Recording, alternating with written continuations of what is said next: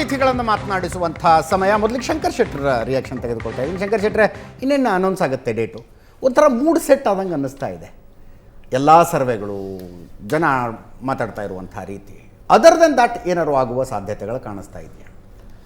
ಇನ್ನು ಆಲ್ಮೋಸ್ಟ್ ಈಗ ಎಲೆಕ್ಷನ್ 2009 ಚುನಾವಣೆಯಲ್ಲೂ ಹಿಂಗೆ ಇತ್ತು, ಇಂಡಿಯಾ ಶೈನಿಂಗ್ ಅಂದಾಗ. 2004 ಚುನಾವಣೆ ವಾಜಪೇಯಿ ಮತ್ತೊಮ್ಮೆ ಪ್ರಧಾನಿ ಆಗ್ತಾರೆ, ಅದರಲ್ಲಿ ಏನು ಡೌಟ್ ಇಲ್ಲ. ಕರೆಕ್ಟ್. 2004 ಮೋಸ್ಟ್ ಆಂಧ್ರ ಪ್ರದೇಶ ಒಂದು ಏನೋ ರಿಸಲ್ಟಿನ ಇದನ್ನ ದಿಕ್ಕ ಬದಲಾಯಿಸ್ಬಿಡ್ತು. ಆ ಥರದ್ದು ಯಾವ್ದಾದ್ರು ರಾಜ್ಯ ಕಾಣಿಸ್ತಾ ಇದೆಯಾ? ಏನು ಅನ್ನಿಸ್ತಾ ಇದೆ ಈ ಸಲ? ಯಾವ ರಾಜ್ಯನೂ ಆ ರೀತಿ ಕಾಣೋದಿಲ್ಲ ಆ್ಯಕ್ಚುಲಿ. ಆ ಟೈಮಲ್ಲಿ 42 ಸೀಟ್ ಇತ್ತು, ಅನ್ಡಿವೈಡೆಡ್ ಆಂಧ್ರ ಪ್ರದೇಶ. ಅದ್ರಲ್ಲಿ 42 ಸೀಟಲ್ಲಿ ಮೋಸ್ಟ್ಲಿ 38-39 ಸೀಟ್. ಬಟ್ ಈಗ ಆ್ಯಕ್ಚುಲಿ ಸ್ಟೇಟಲ್ಲಿ ರೂಲಿಂಗ್ ಪಾರ್ಟಿ ಇದ್ದದ್ದು TDP BJP ಮೈತ್ರಿ ರೂಲಿಂಗ್ ಪಕ್ಷ ಇತ್ತು.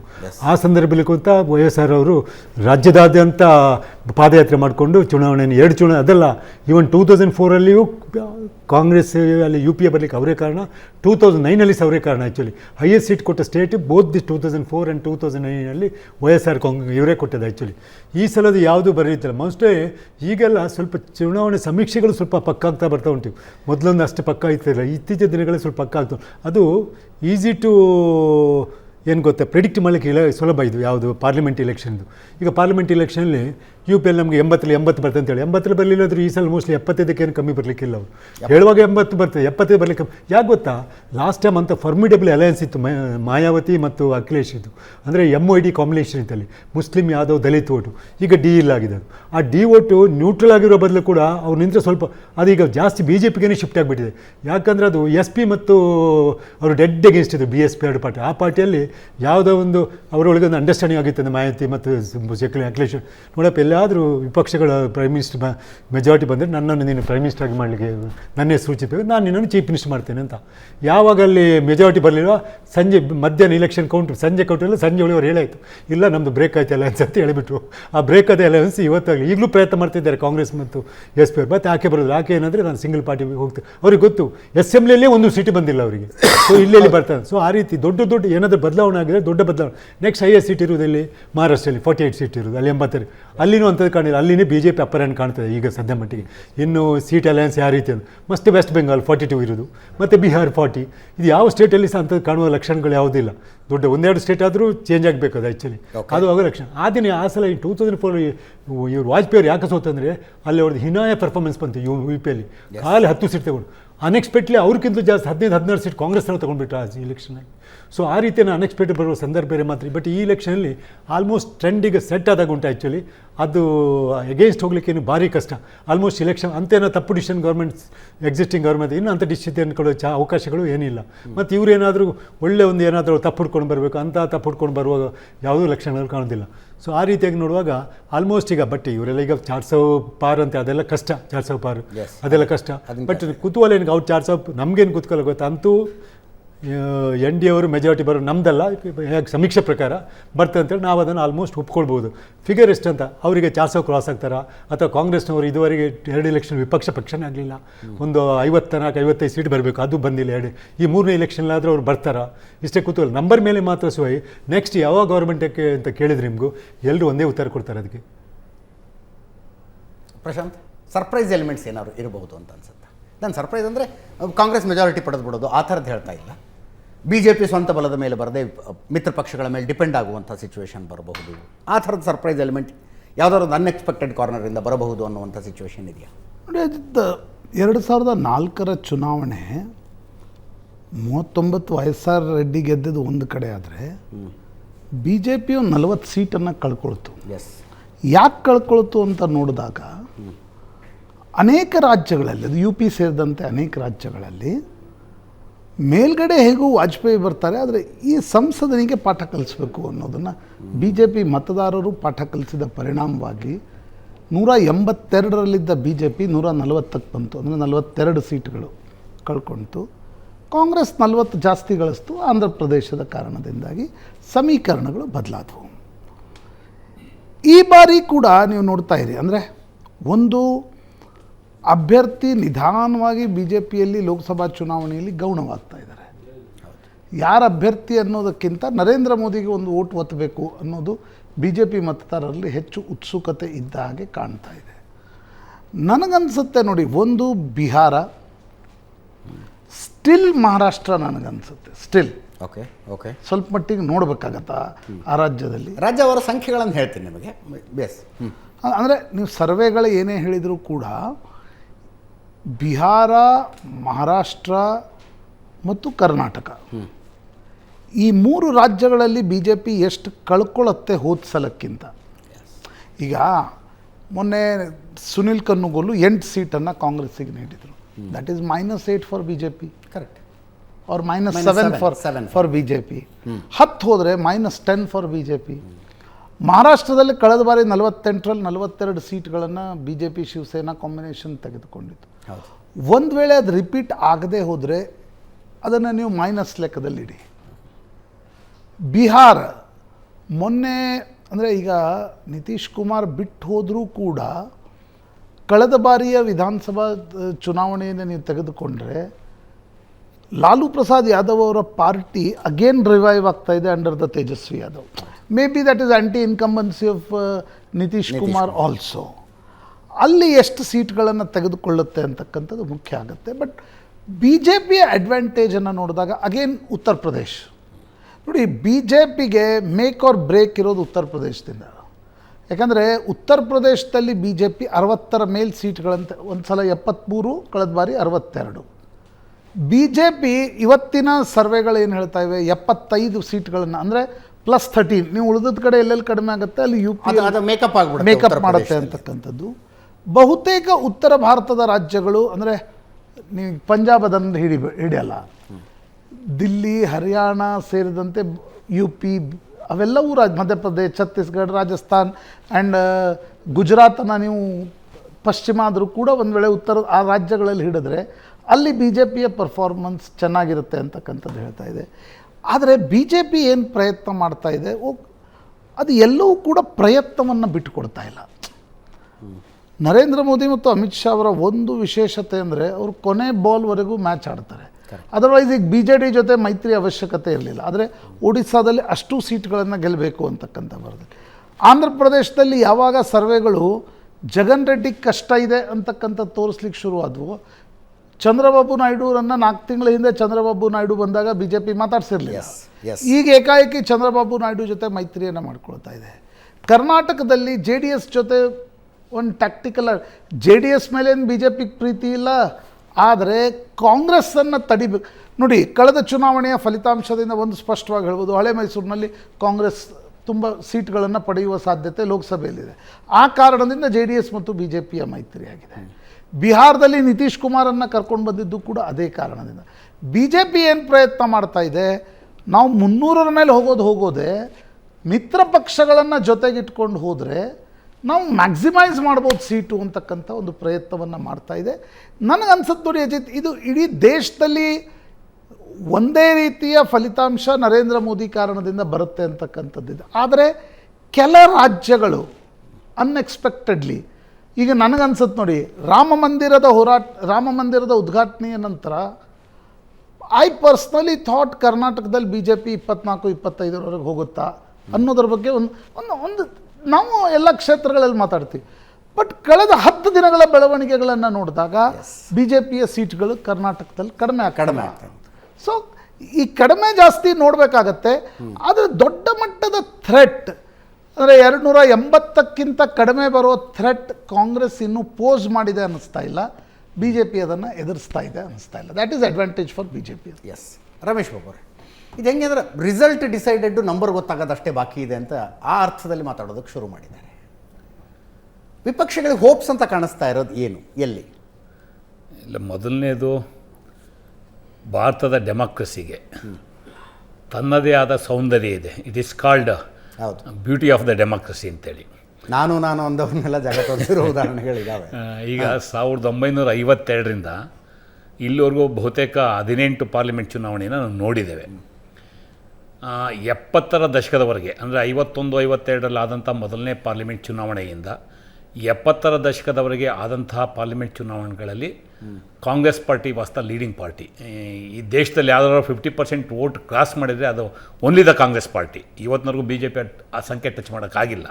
ಕಾರಣ ಏನೇ ಇರಲಿ, ಅದು 84 result 414 S S S so 50% share vote sharing vote share ಅಲ್ಲ, ಸ್ಥಾನಗಳು 414. 414 ಮತ್ತು ವೋಟ್ ಶೇರಿಂಗ್ 50% ಇವತ್ತಿನವರೆಗೂ ಬಿ ಜೆ ಪಿ ಕೈಲಿ ಮುಟ್ಟಕ್ಕಾಗಿಲ್ಲ. ಭಾಳ ಆಶ್ಚರ್ಯಕರ ಏನಂದರೆ, ಇಷ್ಟೆಲ್ಲ ನಾವು ಮಾತಾಡ್ತೀವಿ, ಕರ್ನಾಟಕದಲ್ಲಿ ಇವತ್ತಿನವರೆಗೂ ಬಿ ಜೆ ಪಿಗೆ 113 ಸೀಟ್ ತಗೊಳಕ್ಕಾಗೇ ಇಲ್ಲ ಅಸೆಂಬ್ಲಿಲಿ. 2 ಸಲ ಅಧಿಕಾರ ಮಾಡಿದ್ರು ಅದೆಲ್ಲ ಬೇರೆ, ಬಟ್ ಆ ನಂಬರ್ ಕಾಸು ಮಾಡೋಕ್ಕಾಗಿಲ್ಲ. ಆ ಥರದ ವಿಚಾರಗಳು ನಾವು ಗಮನಿಸಿದಾಗ ಸ್ವಾಭಾವಿಕವಾಗಿ ಅವರ ಅಧಿಕಾರ ಇದೆ, ಬೇರೆ ಬೇರೆ ನಿರೀಕ್ಷೆ ಇಟ್ಕೊಂಡಿದ್ದಾರೆ, ಹಾಗಾಗಿ 300-400 ನಿರೀಕ್ಷೆ ಇಟ್ಕೊಂಡು ಹೋಗ್ತಾ ಇದ್ದಾರೆ. ಬಟ್ ಪರಿಸ್ಥಿತಿ ಹಂಗಿಲ್ಲ. ಇವತ್ತು ನಮಗೆ ಭಾಳ ಸ್ಪಷ್ಟವಾಗಿ ಕಾಣಿಸ್ತಾ ಇದೆ, ಈ ಚುನಾವಣೆ 2014ರಲ್ಲಾದಂಥ ಚುನಾವಣೆ ಬೇರೆ, 2019ರಲ್ಲಾದಂಥ ಚುನಾವಣೆ ಬೇರೆ, ಇವತ್ತಾಗ್ತಾ ಇರ್ತಕ್ಕಂಥ ಚುನಾವಣೆ ಬೇರೆ. ನಾವೆಲ್ಲ ನೋಡಿದ್ದೇವೆ ರಾಮ ಮಂದಿರದ ಉದ್ಘಾಟನೆ ಸಮಯದಲ್ಲಿ ಎಷ್ಟು ಹೈಪ್ ಇತ್ತಂತೇಳಿ. ಇವತ್ತು ಗ್ರೌಂಡ್ ರಿಯಾಲಿಟಿ ಅದಿಲ್ಲ. ಜನಕ್ಕೆ ಬೇಗ ಅರ್ಥ ಆಗುತ್ತೆ ಏನಕ್ಕೆ ಇವರು ರಾಮ ಮಂದಿರ ವಿಷಯ ತಂದರು, ಇವತ್ತು ಏನಾಗ್ತಾ ಇದೆ, ಉದ್ಯೋಗ ಸಮಸ್ಯೆ ಏನೇ ಆಗಿದೆ, ಬೆಲೆ ಏರಿಕೆ ಏನಾಗಿದೆ, ಈ ಥರದ್ದು ಎಲ್ಲ ಜನ ಭಾಳ ಸೂಕ್ಷ್ಮವಾಗಿ ಗಮನಿಸ್ತಾರೆ. ರಿಯಾಕ್ಷನ್ ಮಾಡೋದು, ಸೋಷಿಯಲ್ ಮೀಡಿಯಾದಲ್ಲೂ ಮಾಡೋದು, ಚರ್ಚೆ ಮಾಡೋದು ಬೇರೆ, ವಾಸ್ತವದ ವಿಚಾರ ತೆಗೆದಾಗ ಚರ್ಚೆ ಆಗೋದೇ ಬೇರೆ. ಇವತ್ತು ನಾವು ಹಿಂದೆ 1 ವರ್ಷದ ಹಿಂದೆ ಕರ್ನಾಟಕದ ಅಸೆಂಬ್ಲಿ ಚುನಾವಣೆಯಲ್ಲಿ ಸಾಕಷ್ಟು ಚರ್ಚೆ ಆಯಿತು. ಆವಾಗ ಕಾಂಗ್ರೆಸ್ ಪಾರ್ಟಿಗೆ ಎಲ್ಲರೂ, ಅಂದರೆ ಎಕ್ಸಿಟ್ ಪೋಲ್ ಬಿಟ್ಟು ಅದಕ್ಕೆ ಮುಂಚೆ ಆದಂಥ ಎಲ್ಲ ಸರ್ವೆಗಳಲ್ಲಿ ಕಾಂಗ್ರೆಸ್ ಪಾರ್ಟಿ 85-90 ಮೇಲೆ ದಾಟಲ್ಲ ಅನ್ನೋದು ಬಹುತೇಕ ಸರ್ವೆಗಳು ಮತ್ತೊಂದು ಕೊಟ್ಟಂಥದ್ದು. ಚುನಾವಣೆ ಆಗಿ ಫಲಿತಾಂಶ ಬಂದಾಗ ಫಲಿತಾಂಶ ಬೇರೆ. ಹಾಗಾಗಿ ಅಫ್ಕೋರ್ಸ್ ಮೋದಿರವರು ಇವತ್ತು ಒಬ್ಬ ಲೀಡ್ರಾಗಿ ಎಮರ್ಜ್ ಆಗಿದ್ದಾರೆ, ನಾನು ಅದನ್ನು ಟೀಕೆ ಮಾಡೋಕ್ಕೆ ಹೋಗಲ್ಲ. ಬಟ್ ಒಂದು ಸತ್ಯ ನನಗೆ ವೈವಿಧ್ಯತೆ ಅಥವಾ ಗೊಂದಲ ಎಲ್ಲಿ ಕಾಣ್ತಾ ಇದೆ ಅಂದರೆ, ಭಾರತೀಯ ಜನತಾ ಪಕ್ಷದವರು ಏನು ಸಂಘ ಪರಿವಾರದ ಮೂಲ ಹೇಳ್ಕೊಂಬಂದಂಥವ್ರು, ನೀವು ಎಮರ್ಜೆನ್ಸಿ ಟೈಮ್ ಇರ್ಬೋದು, ನೆಹರು ವಿಚಾರ ಇರ್ಬೋದು, ಇಂದಿರಾ ಗಾಂಧಿ ವಿಚಾರ ಇರ್ಬೋದು, ಅದಾದಮೇಲೆ ರಾಜೀವ್ ಗಾಂಧಿಯವ್ರ ವಿಚಾರ ಇರ್ಬೋದು, ಅದಾದಮೇಲೆ ಸೋನಿಯಾ ಗಾಂಧಿಯವ್ರ ವಿಚಾರ ಇರ್ಬೋದು, ಅವ್ರು ವಿರೋಧ ಮಾಡ್ಕೊಂಬಂದಿದ್ದೆ ವ್ಯಕ್ತಿ ಸಿದ್ಧಾಂತವನ್ನು. ಇವತ್ತು ಆ ಪಕ್ಷಕ್ಕೆ ಎಷ್ಟು ಅನಿವಾರ್ಯತೆ ಸೃಷ್ಟಿಯಾಗಿದೆ ಅಂದರೆ, ಮೋದಿರವರಿಗೆ ಶರಣಾಗಿದ್ದಾರೆ. ಅಂದರೆ ಅದು ಅವ್ರ ಪಕ್ಷದ ವಿಚಾರ, ನಾನು ತಪ್ಪು ಅಂತ ಹೇಳಲ್ಲ. ಒಂದೊಂದು ಪಕ್ಷಕ್ಕೆ ಒಂದೊಂದು ವಿಚಾರ ಇಟ್ಕೊಂಡು, ಒಂದು ನಾಯಕತ್ವ ಇಟ್ಕೊಂಡು ಓಟ್ ಕೇಳೋಂಥದ್ದು ಸ್ವಾಭಾವಿಕ, ಅದಕ್ಕೆ ಕಾಂಗ್ರೆಸ್ ಹೊರತಾಗಿಲ್ಲ, ನಾನು ಒಪ್ಕೋತೀನಿ. ಆದರೆ ಸೈದ್ಧಾಂತಿಕವಾಗಿ ಸಂಘ ಪರಿವಾರ ಪ್ರತಿಪಾದನೆ ಮಾಡ್ಕೊಂಡು ಬಂದಂಥದ್ದು ವ್ಯಕ್ತಿ ಸಿದ್ಧಾಂತವನ್ನು ವಿರೋಧ ಮಾಡ್ಕೊಂಡು ಬಂದವರು. ಇವತ್ತು ಅವ್ರ ಪರಿಸ್ಥಿತಿ ಎಲ್ಲಿಗೆ ಬಂದಿದೆ ಅಂದರೆ, ವ್ಯಕ್ತಿ ಸಿದ್ಧಾಂತಕ್ಕೆ ತಲೆಬಾಗಿ ಇಡೀ ಸಂಘ ಪರಿವಾರವನ್ನು, ಇಡೀ ಭಾರತೀಯ ಜನತಾ ಪಕ್ಷದ ಸಿದ್ಧಾಂತವನ್ನು ಆ ಪಕ್ಷಕ್ಕೆ ಅಡ್ಬಿಟ್ಟಿದ್ದಾರೆ. ಇರಲಿ, ಬಟ್ ಇವತ್ತು ಕಾಂಗ್ರೆಸ್ ಪಕ್ಷದ ಮುಂದೆ ಅಥವಾ ಇಂಡಿಯಾ ಒಕ್ಕೂಟದ ಮುಂದೆ ಇರ್ತಕ್ಕಂಥ ವಿಷಯಗಳು ಅದಲ್ಲ. ಈಗಾಗಲೇ ನೀವು ಈ ಮಹಾಭಾರತದ ಟೈಟ್ಲಲ್ಲಿ ಒಂದು ಸರ್ವೆಯನ್ನು, ಅಂದರೆ ಎಲೆಕ್ಷನ್ ಫೀವರ್ ಅಂತ ಏನು ಕರಿತೀವಿ, ಅದನ್ನು ಸ್ಟಾರ್ಟ್ ಮಾಡಿದ್ದೀರಾ ಸುವರ್ಣದ ಮೂಲಕ ಕರ್ನಾಟಕದಲ್ಲಿ. ನಾನು ದೇಶದ ಮಟ್ಟಿಗೆ ಮಾತಾಡೋಕ್ಕೆ ಹೋಗಲ್ಲ, ಕರ್ನಾಟಕದಲ್ಲಿ ಲೋಕಸಭಾ ಚುನಾವಣೆ ಫೀವರ್ ಸ್ಟಾರ್ಟ್ ಮಾಡಿದ್ದೀರಾ. ಅಷ್ಟರ ಮಟ್ಟಿಗೆ ನಿಮ್ಗೆ ಅಭಿನಂದನೆ ಹೇಳ್ತೀನಿ. ಮತ್ತು ಕಾಂಗ್ರೆಸ್ ಪಕ್ಷ ಇರ್ಬೋದು, ಇಂಡಿಯಾ ಒಕ್ಕೂಟ ಇರ್ಬೋದು, ನಮಗೆ ಸ್ಪಷ್ಟತೆ ಇದೆ. ನಮ್ಮ ಮುಂದೆ ಇರ್ತಕ್ಕಂಥ ಇಶ್ಯೂ ಇದು ಯಾವುದೂ ಅಲ್ಲ. ನಮ್ಮ ಮುಂದೆ ಇರ್ತಕ್ಕಂಥದ್ದು, ಈ ದೇಶದಲ್ಲಿ ಪ್ರಜಾಪ್ರಭುತ್ವ ಉಳಿಬೇಕೋ ಬೇಡವೋ, ಸಂವಿಧಾನದ ದೇಶ ಇರಬೇಕೋ ಬೇಡವೋ, ಸರ್ವಾಧಿಕಾರಿ ಧೋರಣೆಗೆ ಅವಕಾಶ ಕೊಡಬೇಕೋ ಬೇಡವೋ, ಅಟ್ ದ ಸೇಮ್ ಟೈಮ್ ಬೆಲೆ ಏರಿಕೆ ಏನೋ ನಿಂತಿದೆ, ಉದ್ಯೋಗದ ಸಮಸ್ಯೆ ಎಲ್ಲಿಗೆ ಬಂದು ನಿಂತಿದೆ, ಇಷ್ಟೆಲ್ಲ ನಾವು 3ನೇ ಸ್ಥಾನಕ್ಕೆ ಬಂದುಬಿಟ್ಟಿದ್ದೀವಿ. ಅಫ್ಕೋರ್ಸ್ ಕಾಂಗ್ರೆಸ್ ಸರ್ಕಾರ UPI ಕೈಗೊಂಡಂಥ ಕ್ರಮದಿಂದ ಇವತ್ತು ಆರ್ಥಿಕತೆಯಲ್ಲಿ ಭಾರತ ಅಷ್ಟು ಪ್ರಗತಿಯನ್ನು ಸಾಧಿಸಿದೆ. ಅದು ಹೇಳೋದಕ್ಕೆ ಅವ್ರಿಗೆ ಶಕ್ತಿ ಇಲ್ಲ. ಇರಲಿ, ನಮ್ಮ ಮುಂದೆ ಇರ್ತಕ್ಕಂಥದ್ದು ಇಷ್ಟೆಲ್ಲ ಎದೆ ಉಬ್ಬಿಸಿ ಮಾತಾಡುವಂಥ ಮೋದಿ ಸರ್ಕಾರಕ್ಕೆ ಇವತ್ತು ಈ ದೇಶದ ಹಸಿವಿನ ಸೂಚ್ಯಂಕ ಎಲ್ಲಿಗೆ ಬಂದು ನಿಂತಿದೆ, ಇದನ್ನು ಯಾಕೆ ಅವ್ರು ಮಾತಾಡೋದಿಲ್ಲ? ಈ ದೇಶದ ಸಾಲದ ಪ್ರಮಾಣ ಎಲ್ಲಿಗೆ ಬಂದು ನಿಂತಿದೆ, ಯಾಕೆ ಅದನ್ನು ಮಾತಾಡೋದಿಲ್ಲ? ಈ ದೇಶದಲ್ಲಿ ಒಂದು ಅಂದರೆ ಚುನಾವಣೆಯಲ್ಲಿ ಗೆಲ್ಲುವುದಕ್ಕೆ ಸಹಾಯವಾಗುವ ಅಂಶಗಳು ಅಂದಾಗ 3M ಅಂತಾರೆ. ಒಂದು ಮೆಸೆಂಜರು, ಇನ್ನೊಂದು ಮೆಕ್ಯಾನಿಸಮ್ ಅಂತ. ಅದು 3 BJP ಕಡೆ ಸೆಟ್ರೈಟ್ ಆದಂಗೆ ಕಾಣಿಸ್ತಾ ಇದೆ. ಮೆಸೇಜ್ ಏನು? ಈಗ ಅಭಿವೃದ್ಧಿ ಹೊಂದಿದ ಮೆಸೆಂಜರ್ ಯಾರು? ನರೇಂದ್ರ. ನಾನು ಡಿಸ್ಪ್ಯೂಟ್ ಮೆಕ್ಯಾನಿಸಮ್ ಏನು ಕೇಳಿದ್ರು. ನಾನು ಡಿಸ್ಪ್ಯೂಟ್ ಮಾಡಲ್ಲ. ಒಂದೊಂದು ನೀವು ಹೇಳಿದ ಮಾತು ಒಪ್ಕೊಳ್ತೀನಿ ನಾನು. ವಿಧಾನಸಭಾ ಚುನಾವಣೆಯ ಭವಿಷ್ಯ ನುಡಿಯುವಲ್ಲಿ ಬಹುತೇಕ ಸರ್ವೆಗಳು ವಿಫಲವಾದವು, ಅದನ್ನ ಒಪ್ಕೊಳ್ತೀನಿ. ಬಟ್ ಅದಕ್ಕೆ ಅಂದರೆ ವಿಧಾನಸಭೆ ರಿಸಲ್ಟ್ ಏನು ಬಂತು, ಅದಕ್ಕೆ ಬಂದ ಕಾರಣ ಏನು ಅನ್ನೋದಕ್ಕೆ ಸಿದ್ದರಾಮಯ್ಯನವರು, DK ಶಿವಕುಮಾರ್ ಇಡೀ ಕಟ್ಟಿ ನಿಲ್ಲಿಸಿದ ಮಾತನ್ನ ಸ್ವೀಕಾರ ಮಾಡ್ಕೊಂಡು ಒಪ್ಕೊಂಡು ನಾನು ಶಂಕರಶೆಟ್ಟರ್ ಮಾತಿಗೆ ಬರ್ತೀನಿ. ನೀವು ಹಂಗೆಲ್ಲ ಅಷ್ಟೊಂದು ಧೈರ್ಯ ಇರೋಂಥವ್ರು ನೀವೆಲ್ಲ ಆಯಿತು, ನಾವು 400 ದಡಿ ಹೋಗೋ ಅಂಥವ್ರಿಗೆ ಇವತ್ತು ಅನಿವಾರ್ಯತೆ, TDPಗೆ ಕದತಟ್ಟ ಅನಿವಾರ್ಯತೆ ಏನಿತ್ತು, ಲೋಕದಳಕ್ಕೆ ಕದತಟ್ಟ ಅನಿವಾರ್ಯತೆ ಏನಿತ್ತು, ಶಿರೋಮಣಿ ಅಕಾಲಿ ದಳಕ್ಕೆ ಕದತಟ್ಟ ಅನಿವಾರ್ಯತೆ ಏನಿತ್ತು? ಅಂದರೆ ಯಾರ್ಯಾರನ್ನ ನೀವು ದೂರ ಕಳಿಸಿದ್ರಲ್ಲ ಅವ್ರನ್ನೆಲ್ಲ ಎಳೆದು ಒಳಗಡೆ ಬಿಟ್ಟು ಕತ್ತಾ ಇದ್ದೀರಾ. ಈಗ ನಿತೀಶ್ ಕುಮಾರ್ನ ಯಾರು ನಾವು ಹೇಳಿದ್ವಾ ಆಚೆ ಕಳಿಸಿ ಅಂತ? ಯಾಕೆ ನಿತೀಶ್ ಕುಮಾರ್ ಆಚೆ ಬಂದಿದ್ದು? ನಾನು ಮೋದಿ ಜೊತೆ ವೇದಿಕೆ ಹಂಚ್ಕೊಳ್ಳಲ್ಲ ಅಂತ ಹೇಳಿ ಬಂದೆ. ಪ್ರಶಾಂತ್ ನಾಥ್ ಆ ವಿಷಯ ಹೇಳಿದ್ರು ಅಂತ ಅನ್ಸುತ್ತೆ ನನಗೆ. ಹಾಗಾಗಿ ಅದು ಅನಿವಾರ್ಯತೆ. ಎಸ್, ಇವತ್ತು ಭಾರತೀಯ ಜನತಾ ಪಕ್ಷಕ್ಕೆ ಇಂತಹ ಅನಿವಾರ್ಯತೆ ಸೃಷ್ಟಿಯಾಗಿದೆ. ಇವರೆಲ್ಲ ನಾವು ಕೊಟ್ಟಂಥ ಕಾರ್ಯಕ್ರಮದ ಮೇಲೆ, ಅಥವಾ ಇವರೇನೀಗ 370 ಹೇಳ್ತಾ ಇದ್ದಾರೆ ಅಥವಾ CAA ಹೇಳ್ತಾ ಇದ್ದಾರೆ, ಮತ್ತು ಹೋಗಿ ನೀವು go alone to the election. ನಿಮ್ಗೆ ಶಕ್ತಿ ಇಲ್ಲ, ನಿಮ್ಗೆ ಅದಕ್ಕೆ ನೀವು ಇನ್ನೊಬ್ಬರು ಕಲ ತಡ್ತಾ ಇರೋದು. ಬಂದೆ ಎಸ್ ರವಿಕುಮಾರ್ ಅವರು, ಈ ಫಸ್ಟ್ ಎಲೆಕ್ಷನ್ 2014 ನರೇಂದ್ರ ಮೋದಿ ಪ್ರಧಾನಿ ಅಭ್ಯರ್ಥಿಯಾಗಿ ಘೋಷಣೆ ಆದಾಗ ಮಿಷನ್ 272 ಅಂತ ಇಟ್ಕೊಂಡ್ರಿ ನೀವು. BJP ಏಕಾಂಗಿಯಾಗಿ ಅಧಿಕಾರಕ್ಕೆ ಬರಬೇಕು, ಮೆಜಾರಿಟಿಗೆ ಬರಬೇಕು ಅಂತ. ಅದು ಈಡೇರೋದಕ್ಕೆ ಕಾರಣಗಳಿದ್ದು ಈಡೇರ್ತು.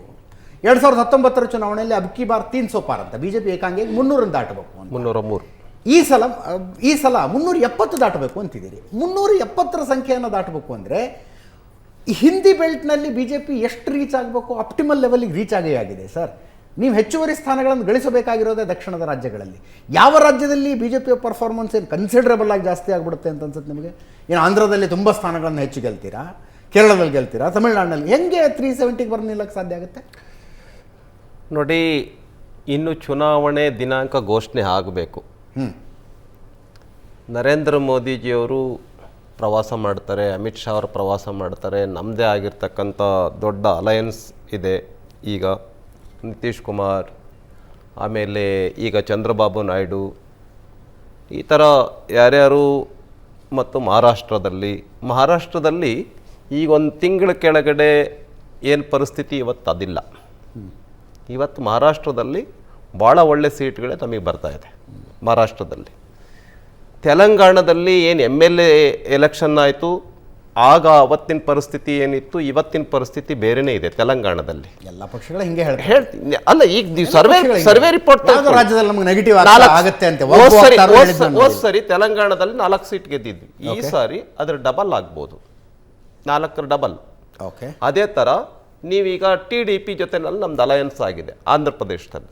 ಅಲ್ಲೂ ಕೂಡ ನಮ್ದು ಕಳಸರಿ ಅಷ್ಟು ಕಳಪೆ ಏನಾಗಲ್ಲ, ಭಾಳ ಒಳ್ಳೆ ಕಳಸರಿ ನಮ್ದು ಇಲ್ಲ ಅಲ್ಲಿ, ಅಷ್ಟೇನು ಕಳಪೆ ಆಗೋಲ್ಲ. ಈ ಸರಿ ನಾವು ಸೀಟ್ ಚೆನ್ನಾಗೇ ತಗೊಳ್ತೀವಿ ಅಲ್ಲಿ. ಈ ಎಲ್ಲ ಸೌತಲ್ಲಿ ಕರ್ನಾಟಕದಲ್ಲಿ 25 ನಮ್ದು ಹೋದ ಸರಿ ಇತ್ತು. ನಮ್ದು 25ಕ್ಕಿಂತ ಕೆಳಗೆ ಬರೋದಿಲ್ಲ. ಅಂದರೆ ಈಗ ಒಪ್ಕೊಳ್ಳದೆ ಇರ್ಬೋದು. 303ರಲ್ಲಿದ್ದೀರಿ. ನಾನು ಪ್ರಶ್ನೆ ಸಿಂಪಲ್, 303ರಲ್ಲಿದ್ದೀರಿ, 370ರ ಗುರಿಯನ್ನು ಇಟ್ಕೊಂಡಿದ್ದೀರಿ. ಇನ್ನು 67 ಸ್ಥಾನಗಳು ಬರ್ತವೆ. 67 ಸ್ಥಾನಗಳಲ್ಲಿ ಬರ್ತವೆ ಹೇಳ್ತೀನಿ. ಅನೇಕ ರಾಜ್ಯಗಳಲ್ಲಿ 1 ಸೀಟನ್ನು ಸೋಲಲ್ಲ ನಾವು. ಅನೇಕ ರಾಜ್ಯಗಳಲ್ಲಿ ಇಲ್ಲ. ಉದಾಹರಣೆಗೆ ಇದರಲ್ಲಿ ಉತ್ತರ ಪ್ರದೇಶ ಆಯ್ತು, 13ರಿಂದ 15 ಜಾಸ್ತಿ ಆಗ್ತದೆ ಅಂತ ಇಟ್ಕೊಳ್ಳಿ ನಿಮಗೆ. ಆಯ್ತು, ಉತ್ತರ ಪ್ರದೇಶ, ಕರ್ನಾಟಕದಲ್ಲಿ ಕಳ್ಕೊತೀರಿ. ನಾರ್ತ್ ಈಸ್ಟ್ ಅಲ್ಲಿ ತುಂಬಾ ಸೀಟ್ಗಳಿಲ್ಲ, ಒಪ್ಕೊಳ್ತೀನಿ. ಆದ್ರೆ 1-2 ಪ್ಲಸ್ ಆಗತ್ತೆ. ಹಿಮಾಚಲ್ ಪ್ರದೇಶದಲ್ಲಿ ಅಷ್ಟು ಸೀಟ್ ಗೆಲ್ತೀವಿ. ಇದೊಂದು ಪ್ರಶ್ನೆಗೆ ಉತ್ತರ ಕೊಡೋದಕ್ಕೆ BJP ಅವರಿಗೆ ಕಷ್ಟ ಆಗುತ್ತೆ. 67 ಹೆಚ್ಚುವರಿ ಸ್ಥಾನಗಳು ಎಲ್ಲಿಂದ ನಮಗೆ ತೊಂದರೆ ಇರೋದು ಎಲ್ಲಿ ಅಂತ ಹೇಳಿದ್ರೆ ಕೇರಳ ಮತ್ತು ತಮಿಳುನಾಡಲ್ಲಿ. ಕರ್ನಾಟಕದಲ್ಲಿ ನಮಗೆ ತೊಂದರೆ ಇಲ್ಲ, ಕೇರಳ ಮತ್ತು ತಮಿಳುನಾಡಲ್ಲಿ. ತಮಿಳುನಾಡಲ್ಲಿ ನಮ್ದು ಹೋದ್ ಸರಿ ಇಲ್ಲ. ಹೌದು, ಹೋದ್ ಸರಿ ಇಲ್ಲ. ಈ ಸಾರಿ ಕನಿಷ್ಠ 4-5 ಸೀಟ್ ಗೆಲ್ತಾರೆ ಅಂತ ಬರುತ್ತಾ, ಸರ್ವೆ ರಿಪೋರ್ಟ್ ಬರ್ತಾ ಇದೆ. 4-5 ಸೀಟ್ ಸೀಟ್ಗಳ ವಿಷಯದಲ್ಲಿ ಏನು ಹೇಳಲಾರೆ, ಬಟ್ ವೋಟ್ ಶೇರ್ ಜಾಸ್ತಿ ಆಗುತ್ತೆ. 23% ವೋಟ್ ಬರುತ್ತೆ ಅಂತ, 23% ವೋಟ್ ಶೇರಿಂಗ್ ಬರುತ್ತೆ ಅಂತ ಹೇಳ್ತಾ ಇದ್ದಾರೆ ಸರ್ವೆ ರಿಪೋರ್ಟ್. ಅಂದ್ರೆ ನಾವು ಕೆಲವು ಸೀಟ್ಗಳನ್ನು ಗೆಲ್ತೀವಿ. ಎಷ್ಟು ಸೀಟ್ ಗೆಲ್ತೀವಿ ನಾನು ನಿಶ್ಚಿತ ಈಗ ನಾನು ಹೇಳೋದಕ್ಕೆ ಕಷ್ಟ ಆಗತ್ತೆ. ಬಟ್ ಎಲ್ಲ ಕೇರಳ ಒಂದು ಬಿಟ್ಟು ಕೇರಳ 1 ಸೀಟ್ ನಾವು ಪಡಿಬೋದು, 1-2 ಸೀಟ್ ಪಡಿಬೋದು. ನನಗನ್ಸುತ್ತೆ ಎಲ್ಲ ರಾಜ್ಯಗಳಲ್ಲೂ, ಇಡೀ ದೇಶದ ಎಲ್ಲ ರಾಜ್ಯಗಳಲ್ಲೂ ಭಾರತೀಯ ಜನತಾ ಪಾರ್ಟಿ ಮತ್ತು ಅಲಯನ್ಸ್ ಇರುತ್ತೆ. ಕನಿಷ್ಠ ಅನೇಕ ಸ್ಟೇಟ್ಗಳಲ್ಲಿ ಅಷ್ಟು ಸೀಟ್ಗಳನ್ನು ಗೆಲ್ತೀವಿ. ಆ ಹಿನ್ನೆಲೆಯಲ್ಲಿ 370ನೇ ವಿಧಿಯನ್ನು ನಾವು ಏನು ತೆಗೆದಾಕಿದ್ವಿ, ಅದರ ದ್ಯೋತಕವಾಗಿ ನಾವು 370 ಸೀಟ್ಗಳನ್ನು ಗೆಲ್ತೇವೆ. ಆ ಗುರಿಯನ್ನು ನಾವು ಇಟ್ಕೊಂಡಿದೆ. ಅದರ ದ್ಯೋತಕ ಅನ್ನುವಂಥದ್ದು ಹೇಳುವಂಥದ್ದು 362 2/3 ಮೆಜಾರಿಟಿಗೆ ಬೇಕಾಗಿರುವಂತಹ ಸಂಖ್ಯೆ, 2/3 ಸಿಂಗಲ್ ಹ್ಯಾಂಡೆಡ್ಲಿ ಗೆಲ್ಲಬೇಕು ಅನ್ನುವಂಥದ್ದು 370 ಕೂಡ ಕಾಶ್ಮೀರದ ಜಮ್ಮು ಕಾಶ್ಮೀರದ 370ನೇ ವಿಧಿಗೆ ನಾವು ಆ ಗುರಿಯನ್ನು ಇಟ್ಕೊಂಡಿದ್ದೀವಿ. ಮತ್ತು 2/3 ಮೆಜಾರಿಟಿನೂ ಕೂಡ ಆಗುತ್ತೆ. ಈ ಸಂಖ್ಯೆಗಳು ಅರ್ಥ ಆಗಬೇಕು ಅಂದ್ರೆ 2014 ಮತ್ತು 19ನ ಕೆಲವೊಂದು ಕ್ರೂಷಿಯಲ್ ನಂಬರ್ಸ್ ಗೊತ್ತಾಗಬೇಕು ನಿಮಗೆ.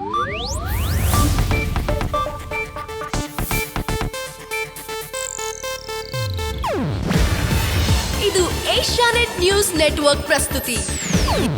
ನೀವು ನೋಡ್ತಿದ್ದೀರಾ ಏಷ್ಯಾನೆಟ್ ಸುವರ್ಣ ನ್ಯೂಸ್.